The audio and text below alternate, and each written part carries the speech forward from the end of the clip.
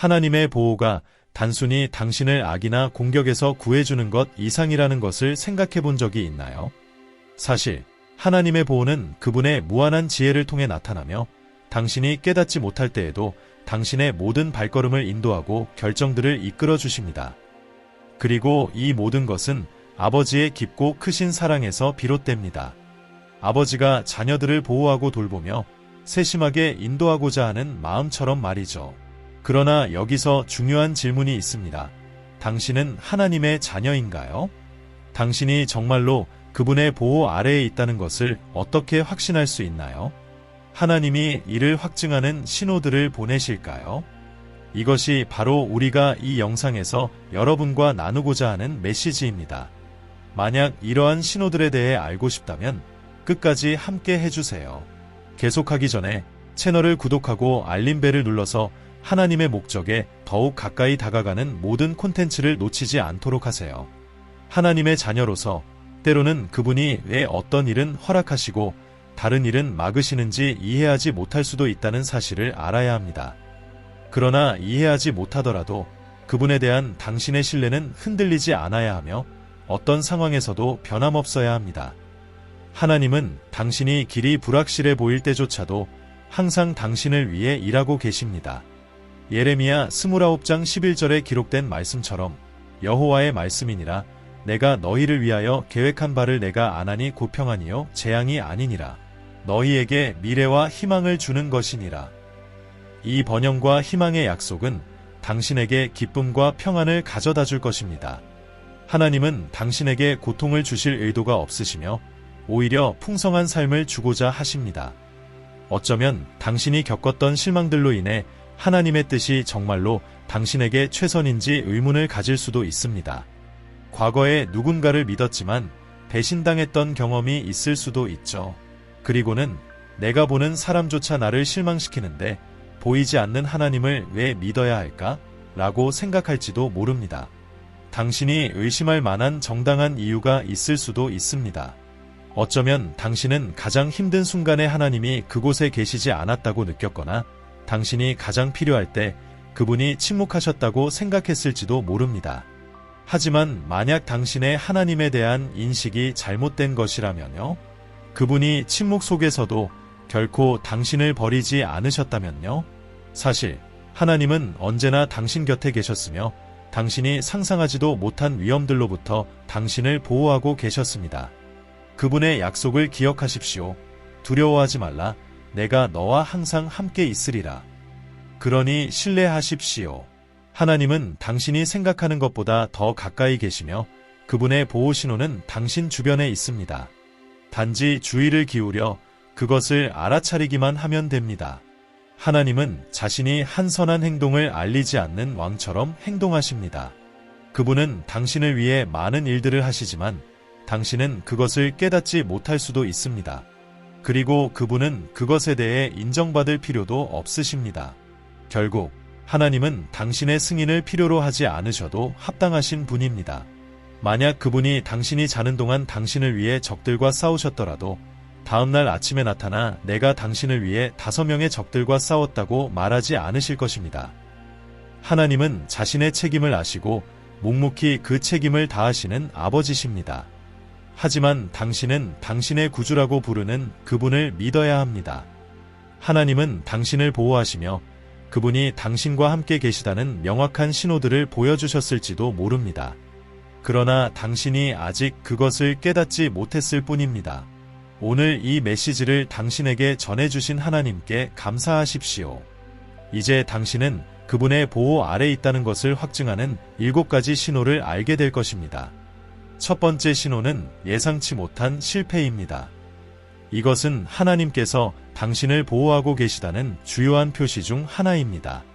혹시 철저히 계획했지만 전혀 예상대로 되지 않은 상황을 겪은 적이 있나요? 하나님께서 창조하신 인간은 자유의지를 가지고 있어 스스로 결정을 내리고 자신의 길을 선택할 수 있습니다. 그러나 많은 경우 사람들은 자신도 모르게 그 자유의지를 사용해 하나님과 멀어지곤 합니다. 하나님의 말씀은 잠언 19장 21절에서 이렇게 말합니다. 사람의 마음에는 많은 계획이 있어도 오직 여호와의 뜻만이 완전히 서리라. 아무리 당신의 계획이 잘 짜여져 있어도 하나님께서 그것을 반대하신다면 그 계획은 성공하지 않을 것입니다. 하나님께서 당신을 그분의 자녀로 여기실 때 당신의 삶에서 오직 그분의 뜻만이 이루어지도록 하십니다. 당신은 완벽한 전략을 가지고 있다고 생각할지 모르지만 사실 그 방향이 잘못된 것일 수 있습니다. 하나님의 자비로 그분은 당신의 상황을 재정비하고 당신의 계획을 조정하여 올바른 길로 나아가도록 하실 수 있습니다. 모든 실패가 하나님으로부터 오는 것은 아닙니다. 어떤 장애물은 부주의로 생길 수 있고 또 어떤 장애물은 적의 공격으로 생길 수 있습니다. 하지만 기도 후에도 문이 계속 닫히고 예상치 못한 장애물에 부딪힌다면 그 장애물이 하나님께서 당신의 기도를 들으시고 당신을 보호하고 계시다는 신호일 수 있습니다. 하나님께서 당신이 가서는 안 될 곳에 이르지 않도록 막으신 것입니다. 모든 닫힌 문과 불쾌한 상황이 나쁜 것은 아닙니다. 어떤 것들은 하나님이 허락하신 것일 수 있습니다. 당신이 겪는 지연은 모든 것을 아시는 하나님에 의해 계획된 것일 수 있습니다. 하나님에 대한 완전한 신뢰에 도달하는 것이 중요합니다. 하나님께서 어떤 일을 계획하셨다면 그것이 최선의 방법임을 믿어야 하며 비록 그 이유를 아직 이해하지 못할지라도 그렇습니다. 하나님의 말씀은 우리에게 하나님이 하시는 어리석은 일조차 인간의 가장 지혜로운 생각보다 더 지혜롭다고 상기시켜줍니다. 이는 하나님과 인간 사이의 엄청난 차이를 나타냅니다. 인간의 지혜가 끝나는 곳에서 하나님의 어리석음이 시작됩니다. 물론 하나님이 어리석지 않다는 것을 알고 있죠. 그래서 그분을 신뢰할 수 있습니다. 성경에서 그분의 신실하신 기록을 통해 우리의 믿음이 강화됩니다. 그에 대한 명확한 예가 바로 요셉의 이야기입니다. 그의 꿈들이 드러나고 그의 미래가 확정된 후 그는 형제들의 시기와 거절로 인해 이집트의 노예가 되었습니다. 거기서 보디발의 아내가 그에게 음모를 꾸며 감옥에 갇히게 되었습니다. 하나님은 요셉을 험난한 길로 인도하셨지만 요셉은 한 번도 하나님께 배신당했다고 생각하지 않았고 하나님의 신실함을 의심하지 않았습니다. 어려움 속에서도 그는 긍정적인 태도를 유지했고 이는 그가 감옥의 수장이 되고 나중에는 이집트의 총리가 되는 결과를 낳았습니다. 욥 역시 마찬가지였습니다. 욥은 대부분의 그리스도인들이 감당하기 어려운 상황을 겪은 사람입니다. 어떻게 한 사람이 하루 만에 모든 것을 잃을 수 있을까요? 그는 명예로운 위치에서 완전히 추락했습니다. 더군다나 이 재난을 허락하신 분이 하나님이셨습니다. 그러나 욥은 어떻게 말했습니까? 그분이 나를 죽이실지라도 나는 그분을 신뢰하리라. 그는 하나님을 저주할 자격이 없다고 생각했습니다. 아내와 친구들이 그렇게 하라고 권했을 때에도 말이죠. 욥은 포기하지 않았습니다. 그는 여전히 하나님을 믿었고 이것이 중요한 점입니다. 그가 이해하지 못하는 상황에서도 하나님이 여전히 그와 함께 계시다는 것을 신뢰했습니다. 당신의 계획이 실패했을 때 하나님을 탓하고 불만을 표출하는 대신 하나님을 인정하는 것은 어떨까요? 하나님은 좋은 순간에도 나쁜 순간에도 여전히 하나님이십니다. 하나님의 계획과 생각은 항상 당신의 선을 위한 것이지 해를 위한 것이 아니라는 것을 신뢰해야 합니다. 하나님의 보호는 단지 당신을 불쾌한 상황에서 구해내는 것에 국한되지 않으며 당신의 계획을 조정하시는 일도 포함됩니다. 당신이 원하거나 계획했던 것이 지연되거나 완전히 취소되는 것도 포함됩니다. 하나님은 당신이 보지 못하는 위험들을 아시기 때문에 당신의 계획에 간섭하십니다. 때로는 당신의 선택이 이기적인 욕망에 근거할 수 있기 때문에 하나님은 그 계획이 진전되지 않도록 개입하시고 당신이 진정으로 해야 할 일을 하도록 인도하십니다. 모든 것을 하나님의 손에 맡길 때마다 결과가 기대했던 것과 다르더라도 하나님께 감사하십시오. 다니엘과 그의 히브리 친구들을 좋은 예로 들 수 있습니다. 그들은 포로로 잡혀갈 계획이 없었지만 포로 생활을 하면서도 하나님을 대변해야 한다는 것을 깨달았습니다. 계획하지 않은 상황에서도 그들은 굳건히 서서 거짓 신을 경배하는 것을 거부하였고 만왕의 왕께 영광을 돌렸습니다. 당신의 계획이 바뀌거나 일이 원하는 대로 되지 않을 때 공포에 빠질 필요는 없습니다. 공포는 하나님이 모든 것을 주관하고 계심을 믿지 못한다는 것을 보여줍니다. 하나님은 결코 당신이 감당할 수 없는 시험을 허락하지 않으십니다. 불평하는 대신 혼돈 속에서 메시지를 찾고 오해로 해서 아름다움을 발견하며 하나님께서 무엇을 말씀하시려 하는지 귀를 기울여 보십시오. 그때서야 비로소 하나님께서 당신 안에서 그리고 당신을 통해 무엇을 하시는지 이해하게 될 것입니다. 많은 경우 당신이 직면하는 장애물은 당신의 실수가 아니라 하나님이 당신을 보호하시는 방식입니다. 이제 아마도 당신은 이렇게 묻고 있을 겁니다. 닫힌 문이나 예상치 못한 장애물이 하나님께서 주신 것인지 아니면 내 잘못된 관리로 인한 것인지 어떻게 알 수 있을까요? 여기서 두 번째 신호가 등장합니다. 지혜와 분별력입니다. 이 세상은 수많은 선택지를 제시하며 그중 많은 것들이 좋아 보이지만 그중 모두가 올바른 것은 아닙니다. 적의 가장 큰 속임수는 당신이 좋은 것에 집중하게 하지만 그것이 반드시 옳은 것은 아닐 수 있다는 것입니다. 좋은 것들이 있지만 그것이 당신의 삶에 중요한 것이 아닐 수 있습니다. 또 좋은 일일지라도 당신이 해서는 안 되는 것일 수 있습니다. 당신은 이러한 상황을 분별할 수 있는 지혜가 필요합니다. 그것이 유명세를 가져다 주거나 당신을 기분 좋게 할 수 있지만 당신에게 적합하지 않을 수도 있습니다. 두 번째 신호는 내면의 평안입니다. 당신의 계획이 좌절되고 당신이 하나님의 완전한 뜻 안에 있는지 또는 그분이 당신의 삶을 인도하고 계신지 확실하지 않을 때에도 세 번째 신호인 평안을 주의 깊게 살펴보면 명확성을 찾을 수 있습니다. 예수님은 평안에 대해 말씀하시면서 그분이 주시는 평안은 세상이 주는 평안과 다르다고 하셨습니다. 요한복음 14장 27절에서 이렇게 기록되어 있습니다. 평안을 너희에게 끼치노니 곧 나의 평안을 너희에게 주노라. 내가 너희에게 주는 것은 세상이 주는 것과 같지 아니하니라. 너희는 마음에 근심하지도 말고 두려워하지도 말라. 하나님의 평안은 이 세상의 어떤 것과도 비교할 수 없습니다. 그것은 신성한 평안으로 모든 것이 사라진 가운데에서도 여전히 존재합니다. 하나님께서 당신의 삶을 주관하시고 당신의 발걸음을 인도하고 계신다는 것을 아는 한 가지 방법은 설명할 수 없는 내면의 평안을 느끼는 것입니다. 새로운 피조물로서 성령님께서 이제 당신 안에 거하시며 하나님의 사역을 당신의 삶에서 증언하십니다. 그분은 당신의 두려움을 진정시키고 올바른 길로 인도하십니다. 당신 주변의 모든 것이 불안정하게 느껴질 때에도 당신의 영혼 깊은 곳에서 평안을 느낀다면 그것은 하나님께서 당신을 보호하고 계시다는 명확한 신호입니다. 마치 하나님께서 잠잠하라, 내가 하나님인 것을 알라고 말씀하시는 것과 같습니다. 하나님은 당신에게 확신을 주시고 폭풍 속에서도 두려워하지 말라고 말씀하시며 그분이 함께하고 계시다고 안심시켜 주십니다. 주변의 사건들이 혼란스러움에도 불구하고 흔들리지 않는 평안을 경험할 때 당신은 하나님의 보호가 임하고 있음을 확신할 수 있는 상태에 이르게 됩니다. 아브라함의 예를 보십시오. 그는 약속의 자녀를 얻기 위해 25년을 기다렸습니다. 그리고 성경은 그가 한 번도 동요하거나 불안해하거나 조급해하지 않았다고 기록하고 있습니다.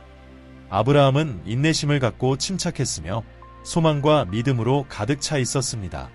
이는 결과가 우리가 바라는 대로 나오지 않더라도 하나님께서 우리의 삶 속에서 일하신다는 것을 어떻게 알 수 있는지를 보여줍니다. 아브라함은 흔들리지 않았으며 성경은 그가 계속해서 하나님께 감사했다고 말합니다. 이는 어려운 상황에서의 다윗의 반응과 대조됩니다. 다윗과 그의 사람들이 전투에서 돌아왔을 때 그들의 집은 약탈당하고 아내들과 자녀들이 적에게 끌려갔습니다. 모두가 절망에 빠져 울기 시작했습니다. 다윗도 슬픔과 분노에 사로잡혔지만 곧 그는 하나님께로 돌아갔습니다.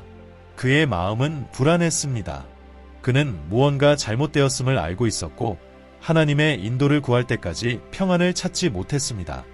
그 순간 다윗은 하나님께서 그가 행동하기를 원하신다는 것을 깨달았습니다.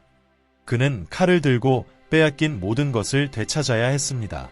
흥미롭게도 하나님은 다윗이 가만히 있는 대신 공격하기를 원하셨습니다. 이는 하나님께서 무언가를 허락하실 때 그분이 내면의 평안을 주셔서 우리가 그분을 신뢰하고 필요한 일을 하도록 하신다는 것을 보여줍니다. 그러나 하나님께로부터 오지 않은 상황에서는 마음에 불안이 생깁니다. 따라서 다윗이 그랬던 것처럼 기도하고 하나님의 인도를 구하지 않고는 결코 혼란스러운 상황을 받아들이지 마십시오. 이 내면의 평안은 주변의 혼란으로부터 당신의 마음을 지키는 중요한 역할을 합니다. 이것이 바로 신자들이 믿지 않는 사람들에 비해 갖는 이점입니다. 우리 모두 경제적 위기나 불의와 같은 도전들을 겪지만 그리스도인은 하나님의 평안 덕분에 동일한 방식으로 영향을 받지 않습니다. 하나님의 평안은 방패처럼 우리의 마음과 영혼을 보호합니다. 그렇기 때문에 세상이 절망에 빠질 때 우리의 반응은 희망과 고향의 태도입니다.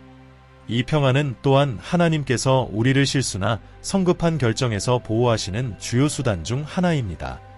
때로는 여러 내적 목소리가 동시에 들리며 하나님께서 무엇을 말씀하시는지 분별하기 어려울 때가 있습니다.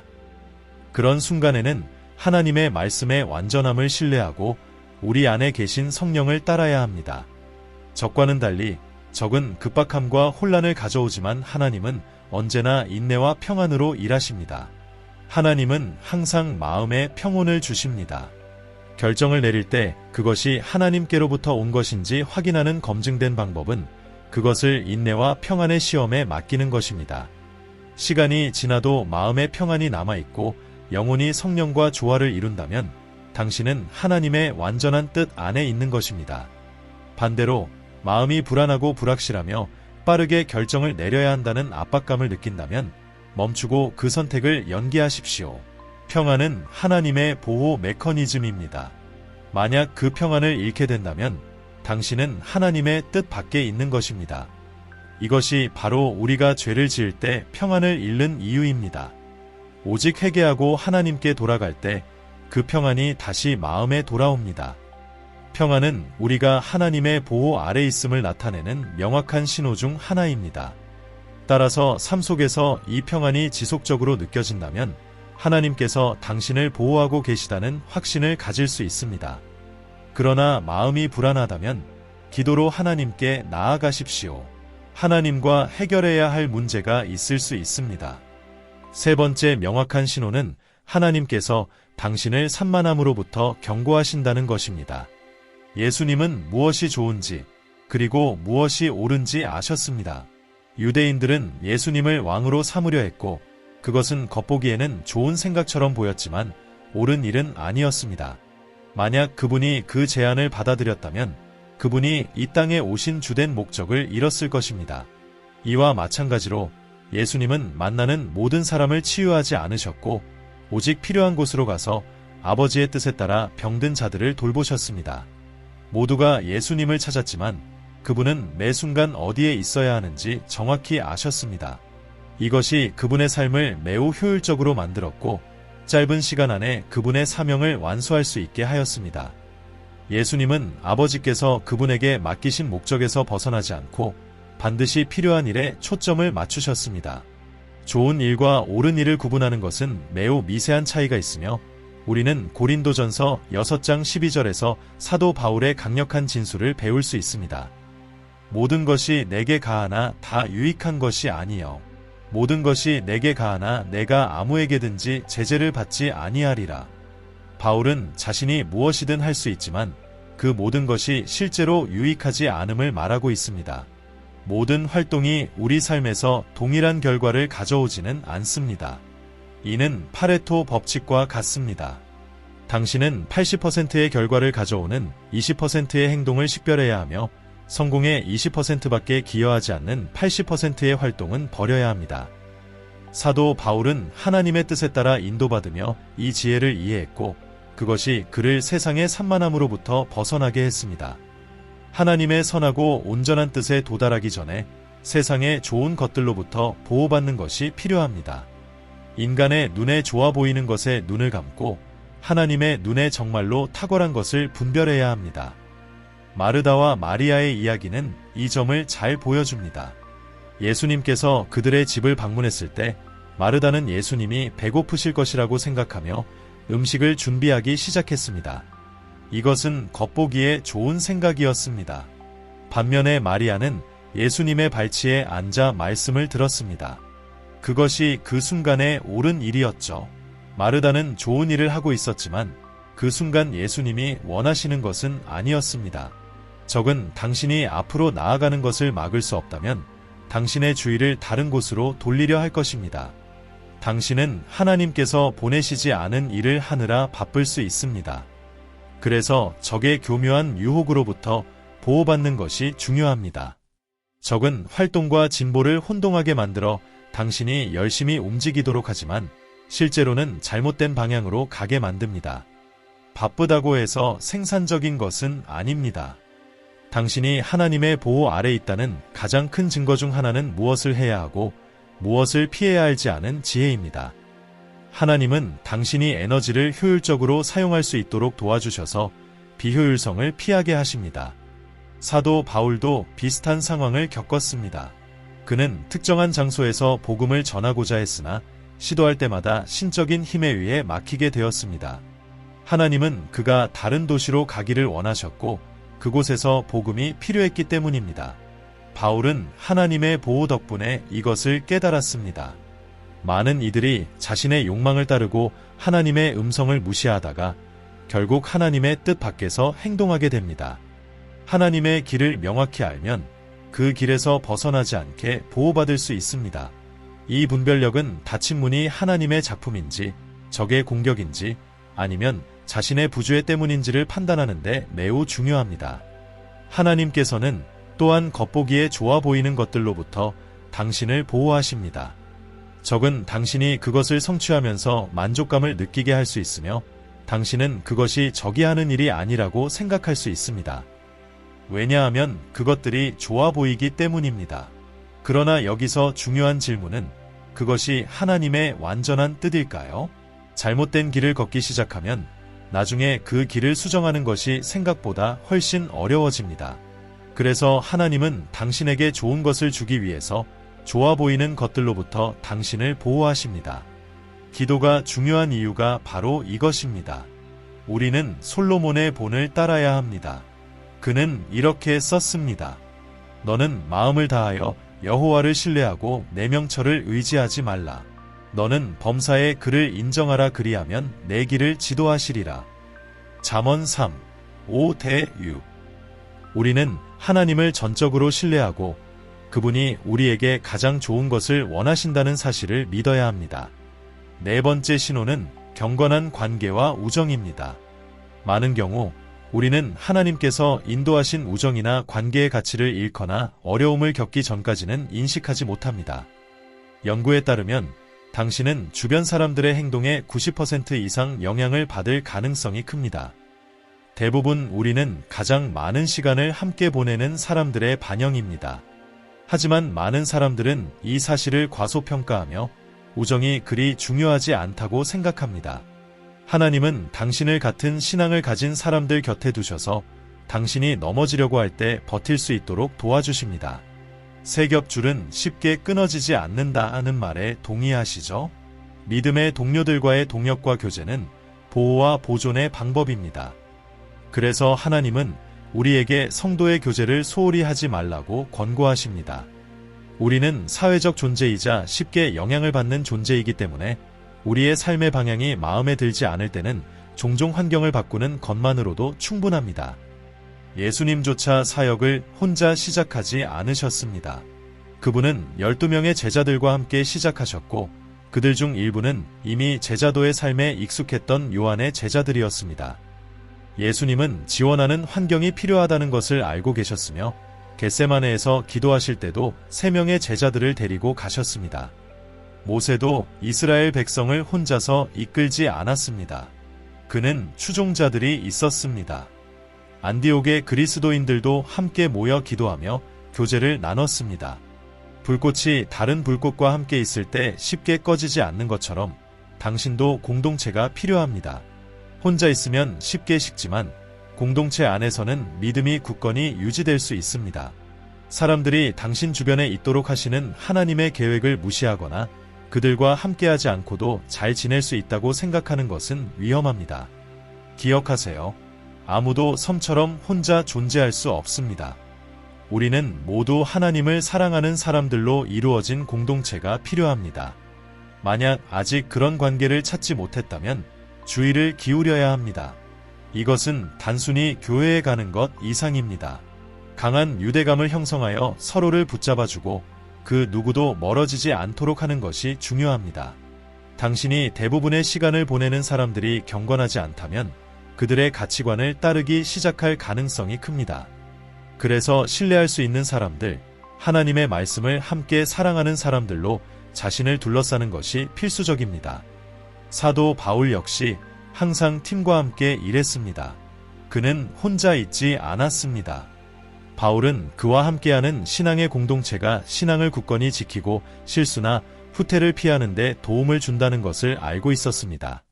그리스도인으로 살아가는 것은 많은 도전을 수반하며 하나님은 우리 주변에 있는 사람들을 통해 우리를 보호하십니다. 그들은 우리가 더 많은 하나님을 찾도록 영감을 줍니다. 모든 사람에게는 신앙이 흔들릴 때 필요한 경건한 친구들이 필요합니다. 친구의 간단한 격려 한마디가 당신에게 다시 일어설 수 있는 힘을 줄 수 있습니다. 그러므로 다른 신자들과 가까운 관계를 맺는 것은 매우 중요합니다. 많은 사람들이 자신은 누구의 도움도 필요 없고 홀로 신앙생활을 할 수 있다고 말합니다. 그러나 그들이 이해하지 못하는 것은 다른 신자들과 멀어질수록 넘어질 가능성이 커진다는 것입니다. 만약 당신이 새로운 환경에 있고 아직 아무도 모르는 상황에서 기독교 공동체에 들어가게 되었다면 신뢰할 수 있는 사람들과의 우정을 형성하는 것이 중요합니다. 혼자가 되면 쉽게 고립되고 보호받지 못할 수 있기 때문입니다. 하나님은 모든 것을 직접 말씀하시지 않을 수도 있지만 종종 당신 주변의 사람들을 통해 보호와 인도를 제공하십니다. 하나님은 종종 주변 사람들을 사용하여 당신을 가르치고 바로잡고 인도하며 조언하십니다. 이 원칙은 성경 전반에 걸쳐 존재합니다. 삼위일체조차도 셋이 하나로 이루어져 있으며 제자들도 둘씩 짝을 이루어 보내졌습니다. 성경은 또한 이렇게 말합니다. 한 사람이 천을 쫓겠고 두 사람이 만을 쫓으리라. 신명기 32, 30. 이는 단순한 연합의 배가 효과를 넘어 하나님께서 믿는 자들끼리 함께할 때 주시는 보호의 방식입니다. 하나님의 가족 안에서 당신의 가족을 형성하는 것이 중요합니다. 이는 유혹과 적의 공격으로부터 당신을 보호합니다. 혼자 있으면 쉽게 낙담하고 신앙을 잃을 수 있지만 다른 신자들과 함께 있을 때 상황은 완전히 달라집니다. 다윗에게는 요나단이 있었고 사도 바울에게는 실라와 바나바가 있었으며 베드로는 요한과 함께 걸었습니다. 당신이 혼자 걷고 있다면 적의 공격에 쉽게 노출될 수 있습니다. 믿을 수 있는 사람들을 찾아야 하며 하나님은 그들을 통해 일하실 것입니다. 하나님은 신비로우며 바로 그 이유 때문에 그분은 절대적이고 주권적이십니다. 하나님은 혼란을 방지하기 위해 표적을 통해 일하십니다. 여기에서 몇 가지 더 중요한 신호를 소개합니다. 다섯 번째 신호는 천사들과의 만남과 환상입니다. 이것은 하나님이 일하고 계신다는 가장 명백한 신호 중 하나이지만 모든 사람에게 일어나는 것은 아닙니다. 요한복음 20시 29분에서 예수님은 도마에게 이렇게 말씀하십니다. 너는 나를 본고로 믿느냐? 보지 못하고 믿는 자들은 복되도다. 많은 그리스도인들이 여전히 보아야만 믿습니다. 그들은 하나님의 약속을 물리적인 증거 없이 믿는데 어려움을 겪습니다. 그러나 하나님은 그런 방식으로 일하시지 않습니다. 하나님은 먼저 당신이 믿기를 기대하시며 그 후에 당신의 믿음의 실체를 보게 하십니다. 하나님은 천사와의 만남을 통해 그분의 자녀들의 마음속에 있는 의심을 사라지게 하십니다. 어떤 사람이 환상 속에서나 심지어 물리적 세계에서 천사를 보게 되면 그것은 지속적인 인상을 남기며 요한 사도와 같은 많은 성경 인물들에게 그랬던 것처럼 그들의 믿음을 강화합니다.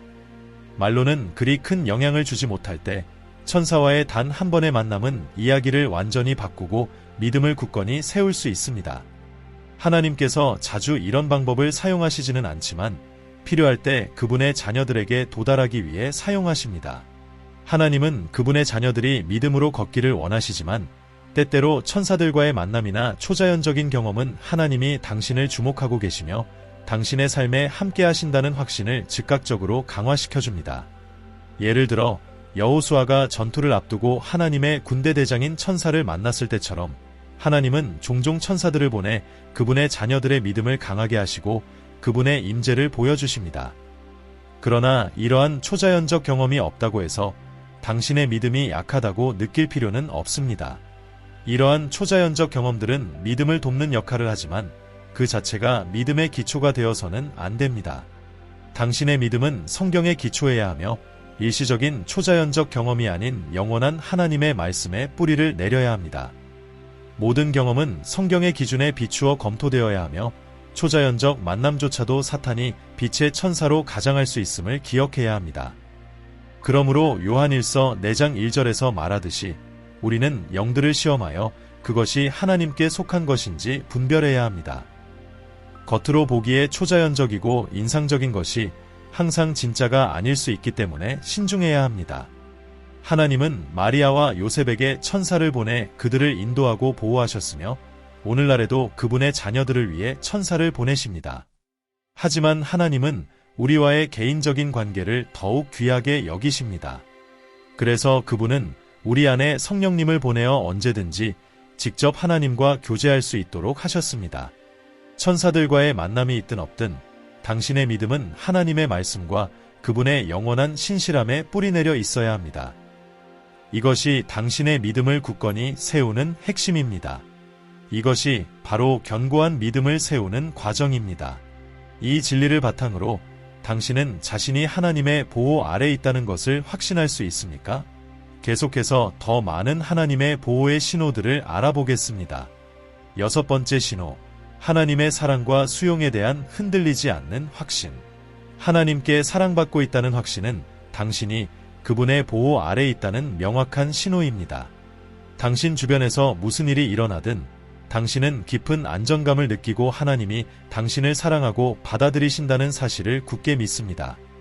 하나님이 당신을 완전히 사랑하신다는 사실을 완전히 이해하는 신자보다 더 아름다운 것은 없습니다. 로마서 8장 38대 39절에서 바울은 이렇게 선언합니다. 내가 확신하노니 사망이나 생명이나 천사들이나 권세자들이나 현재 일이나 장래 일이나 능력이나 높음이나 깊음이나 다른 아무 피조물이라도 우리를 우리 주 그리스도 예수 안에 있는 하나님의 사랑에서 끊을 수 없으리라. 하나님의 자녀는 그 어떤 것도 아버지의 사랑에서 끊을 수 없습니다. 이 사랑은 비교할 수 없는 독특하고 순수한 사랑입니다. 그 사랑은 당신을 완전히 받아들이고 당신을 믿으며 당신이 목적지에 도달할 때까지 격려해 줍니다. 하나님이 당신을 사랑하신다는 사실을 이해할 때 당신은 그분의 보호가 이 영원한 사랑의 반영이라는 것을 깨닫게 됩니다. 안타깝게도 많은 신자들이 하나님이 자신을 정말로 사랑하신다고 믿지 않습니다. 어떤 이들은 가난, 병, 필요 속에 머무르는 것이 하나님의 뜻이라고 잘못 배워왔습니다.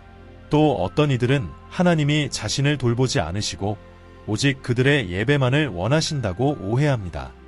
잘못된 가르침을 통해 왜곡된 예수님의 모습은 다시 배워야 할 중요한 진리입니다.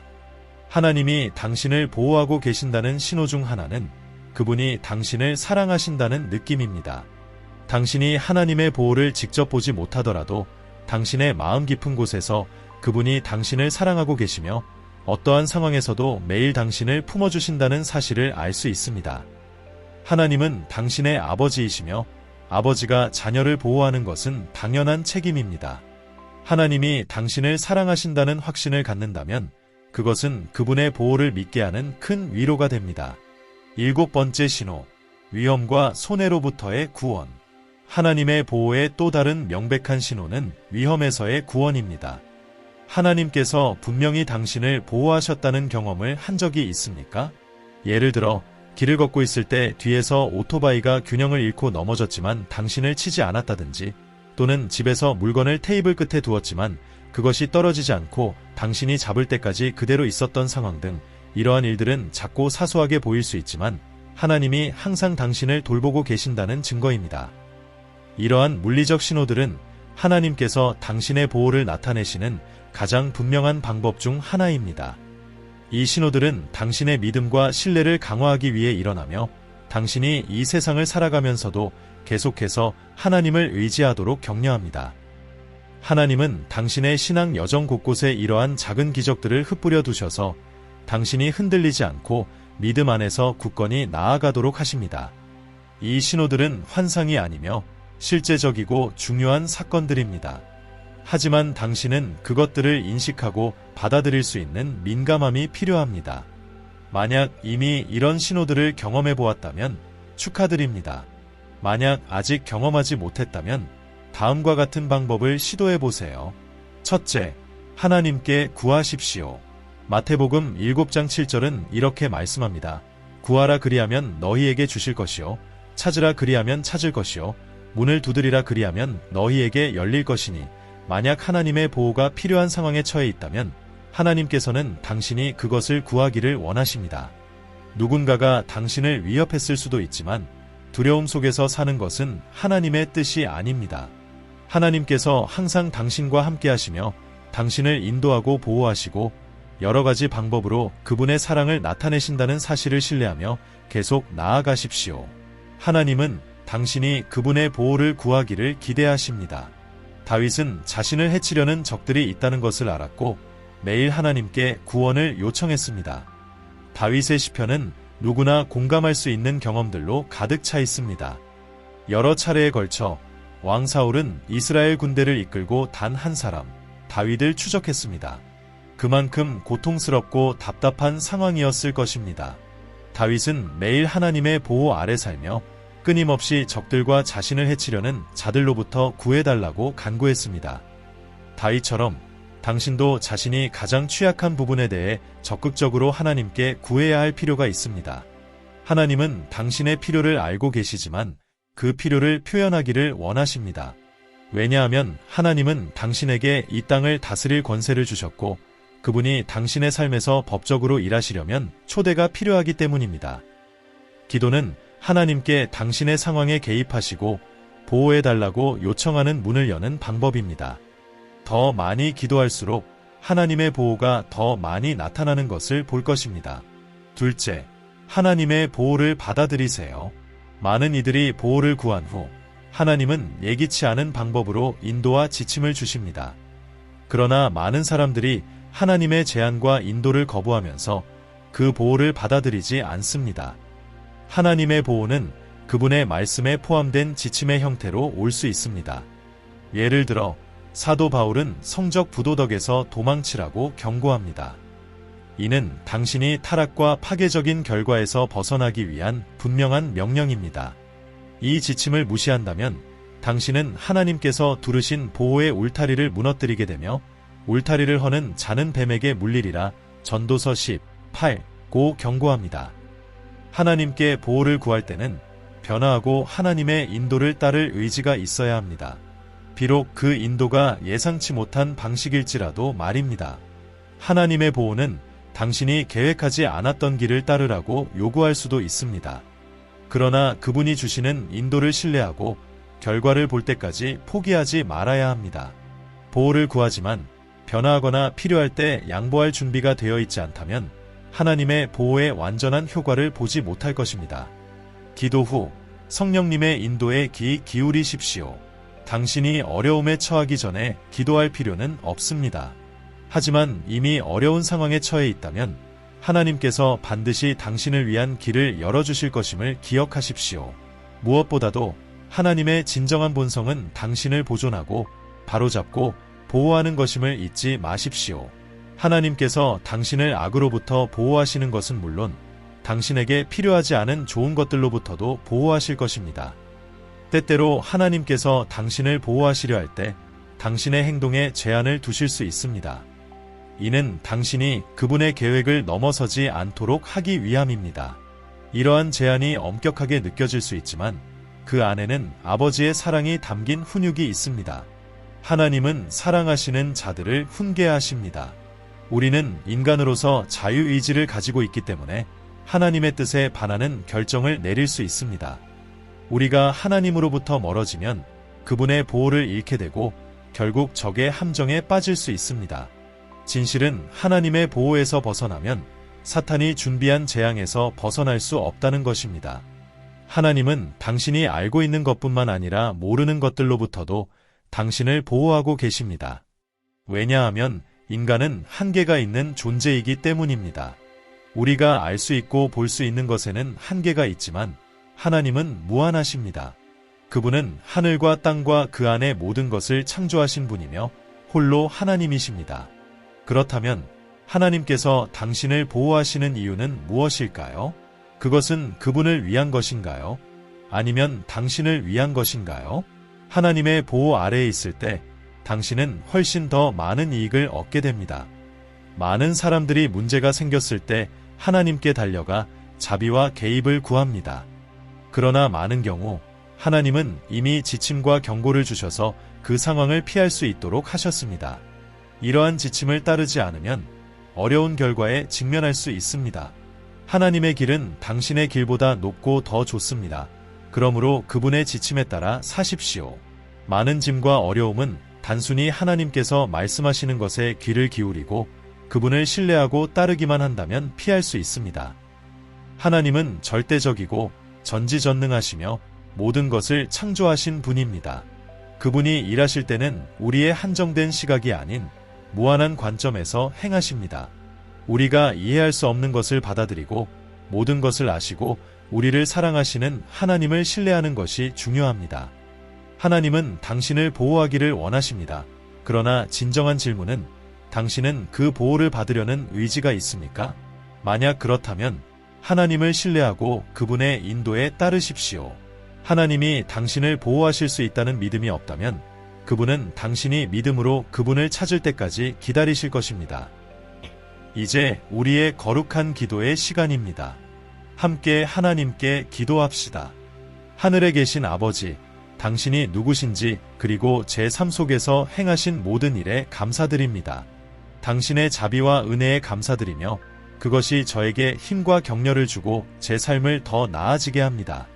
주님, 제 삶에 대한 당신의 관심과 돌보심에 감사합니다. 저의 길과 결정을 주관해 주시기를 간구합니다. 당신은 전지전능하시며 시간 이전부터 존재하신 지혜이십니다. 당신과 비교할 수 있는 이는 아무도 없습니다. 아멘.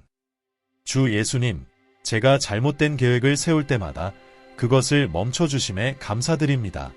제가 모든 것을 알지 못함을 고백하며 결정을 내리기 전에 제가 마땅히 알아야 할 것들을 충분히 이해하지 못함을 인정합니다. 주님의 도움이 필요하며 제 삶을 인도해 주실 하늘의 지혜가 절실히 필요합니다. 제 지식과 능력은 한정되어 있기에 주님의 인도하심에 따르기로 결심합니다. 제 삶에서 필요한 것을 행하시고 저를 주님으로부터 멀어지게 할 모든 것을 제거해 주시기를 간구합니다. 주님을 찬양합니다. 주님께서 저를 향한 사랑은 시간을 초월합니다. 제 삶을, 제 친구들을, 가족을, 사랑하는 이들을, 그리고 저의 모든 소유를 보호해 주심에 감사합니다. 자비로우신 하나님, 제 죄를 용서하시고 신성한 보호를 더욱 풍성하게 누릴 수 있도록 은혜를 베풀어 주시기를 간구합니다. 제가 비록 자격이 없음을 인정하지만 주님의 은혜로 그 보호에 참여하게 될 줄 믿습니다. 주님, 제게 평안을 내려 주옵소서. 그 평안이 인생의 어려운 상황 속에서 저를 인도하게 하소서. 제가 길을 잃고 주님께서 무엇을 하시는지 이해할 수 없을 때에도 그 평안이 저를 이끌도록 하여 주옵소서. 사랑 많으신 아버지, 제게 경건한 친구들로 저를 둘러싸 주시기를 간구합니다. 제 영적 성장을 도울 수 있는 신자들과 관계를 맺고 서로 격려할 수 있게 하여 주옵소서. 주님의 진정한 자녀들을 만나게 하시고 저도 그들의 삶에 긍정적인 영향을 미칠 수 있도록 도와주소서. 주님, 제 마음을 살피사 제 길을 바르게 하옵소서. 제게 신령한 지혜를 채워주셔서 언제 어떻게 행동해야 할지 깨닫고 그것이 저의 영적 성장에 유익이 되게 하소서. 솔로몬 왕에게 하셨던 것처럼 저를 지혜롭게 하여 주셔서 역경 속에서도 두드러지게 하소서. 은혜로우신 주님, 제 영적 민감성을 더욱 키워주셔서 주님의 지침을 잘 받아들이게 하시고 주님께서 말씀하시고 인도하실 때 그것을 분별할 수 있도록 도와주소서. 주님의 보호를 인식하게 하시고 적의 속임수에 빠지지 않게 하옵소서. 주님, 제가 얼마나 사랑받고 있는지 알게 하소서. 주님께 더 신뢰할 수 있도록 깨달음을 주옵소서. 저를 보호하시고 구원해 주실 것이라는 확신을 주옵소서. 주님 예수님, 저를 향한 그 크신 사랑과 보호에 감사드립니다. 이 시간을 통해 주님으로부터 배울 수 있게 하시고 주님과 대화할 수 있게 해주셔서 감사합니다. 제 기도를 들으시고 이미 응답하셨음을 믿습니다. 예수님의 이름으로 기도드립니다. 아멘. 이 기도를 믿음으로 드렸다면 앞으로 다가올 상상할 수 없는 축복을 기대하십시오. 하나님께서는 우리가 구하거나 생각하는 것보다 더 넘치도록 하실 수 있는 분임을 기억하세요. 이제 다윗처럼 자신감 있게 나아가십시오. 가장 어두운 골짜기를 지날지라도 하나님께서 당신과 함께 하실 것입니다. 당신의 용기는 당신의 믿음의 증거가 될 것입니다. 전능하신 하나님께서는 두려움의 영이 아닌 사랑과 능력과 건전한 마음을 주셨습니다. 아직 그 담대함을 발휘하지 않았다면 오늘부터 시작하십시오. 다윗은 강에서 두려움이 없었던 것이 아니라 하나님께서 자신을 보호해 주실 것이라는 확신이 있었기 때문에 두려움이 없었습니다. 그는 전문적인 전투 경험이 없었지만 하나님의 보호를 믿고 거대한 전사 골리앗 앞에 섰습니다. 결과는 무엇이었나요? 돌멩이 하나와 무린매 하나로 거인이 쓰러졌습니다. 이것은 평범한 일이 아니며 하나님의 보호를 강력히 보여주는 사례입니다. 당신도 이 기도의 결과로 이와 같은 하나님의 보호를 경험하게 될 것입니다. 하나님에 대한 당신의 믿음이 흔들리지 않도록 하십시오. 당신의 삶을 창조하신 그분을 굳게 붙드십시오. 당신이 그분의 보호 안에 있는 한 그분이 당신의 목자가 되어 인생의 폭풍 속에서도 지켜주실 것을 확신할 수 있습니다. 이 기도가 당신의 마음을 울리고 하나님이 함께 하신다는 것을 느꼈다면 당신의 생각을 나누고 싶습니다. 아래에 댓글을 남겨 이 말씀이 당신의 삶에 어떻게 영향을 미쳤는지, 하나님께서 당신 안에서 어떤 일을 하고 계신지 알려주세요. 좋아요를 눌러주시면 더 많은 사람들이 하나님의 말씀에 닿을 수 있도록 도울 수 있습니다. 그리고 아직 구독하지 않으셨다면 지금 우리의 채널 성경적 동기부여를 구독하고 알림을 설정하여 하나님과의 여정에서 믿음과 격려, 그리고 영적 지침을 받을 수 있는 콘텐츠를 놓치지 마세요. 하나님께서 당신을 크게 축복하시길 바라며 다음 영상에서 다시 만나요. 아멘.